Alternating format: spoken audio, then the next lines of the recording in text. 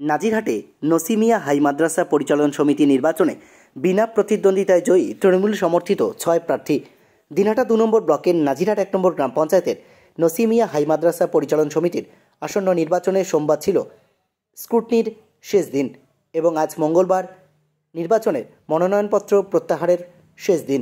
আর এতেই দেখা যায় বিরোধী দলের কোনো প্রার্থী মনোনয়নপত্র জমা করেনি বা প্রত্যাহার করতে আসেনি। তাই তৃণমূল সমর্থিত 6 প্রার্থীকে জয়ী ঘোষণা করা হয়।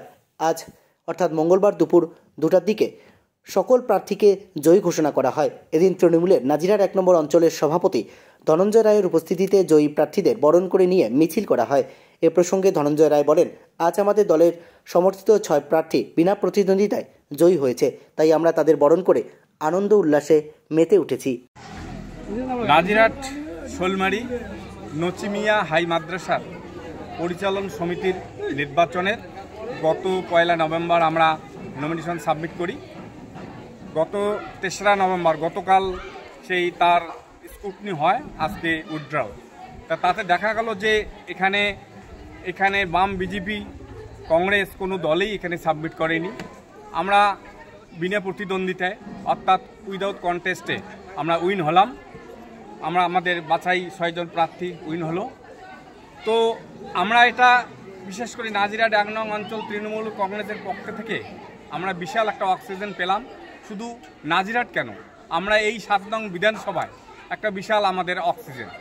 আগামী 26-এর নির্বাচনে আমরা বিশালভাবে জয় হব। এটা আমাদের একটা সেমিফাইনাল হয়ে গেল। আশা করি আমাদের এই বর্তমান যে বডি, যে পরিচালন কমিটি, এই স্কুলের মান উন্নয়নে অত্যন্ত ভালো কাজ করবে।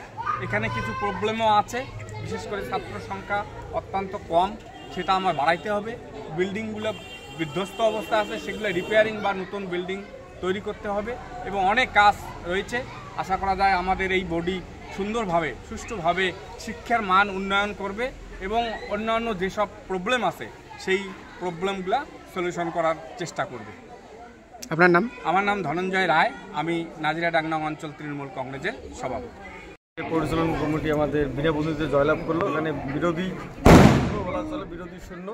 এখানে কোনো বাম, বিজেপি আসার সাহস পায়নি। আমাদের সামনে যে একটা 26-এ ভোট, এই ভোটের যে আমরা নাজিরহাটে একটা আলাদা অক্সিজেন পাইলাম।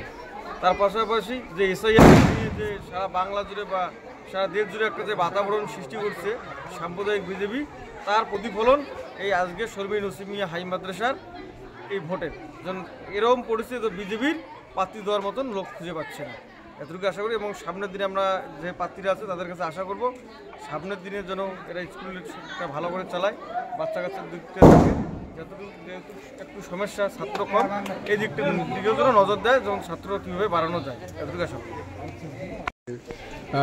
স্কুলের জন্য কতটা কি করবেন, কিভাবে কাজ করবেন? যেহেতু পার্টি আমাদেরকে প্রার্থী বানিয়েছে পরিচালন কমিটির শোলমারি নসিমিয়া হাই মাদ্রাসার, তো আমরা যথাসাধ্য চেষ্টা করব যাতে স্কুলের যে পরিকাঠামো এবং স্কুলে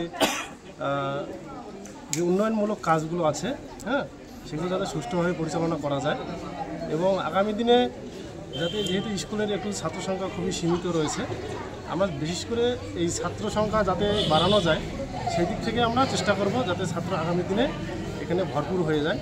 এবং আমাদের উত্তরগঞ্জ যে কর্তৃপক্ষ রয়েছে, আমাদের তৃণমূল কমিটির তৃণমূল কংগ্রেসের যে সভাপতি সাহেব, ওনার কাছেও আমার অনুরোধ, উনি যেন এই বিষয়টা ভালো করে দেখেন।